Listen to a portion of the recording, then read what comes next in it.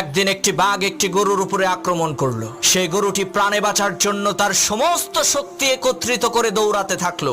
দৌড়ানোর এক পর্যায়ে গরুটি একটি পুকুরের মধ্যে লাফ দিল।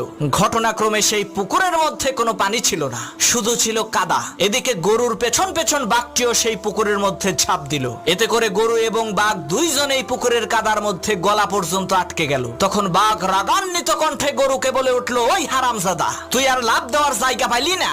তুই ডাঙ্গায় থাকলে তোকে না হয় একটু মজা করে খাইতাম, কিন্তু এখন তো তুইও মরবি, আমাকেও মারবি। তখন গরু বলল, বাঘ ভাই, তোমার কি কোনো মালিক আছে নাকি? তখন বাঘ বলল, আরে আহাম্মক, আমি হচ্ছি বনের রাজা, আমার মালিক হবে কে? তখন গরু বলল, বাঘ ভাই শোনো, তোমার মালিক না থাকলেও আমার কিন্তু মালিক আছে।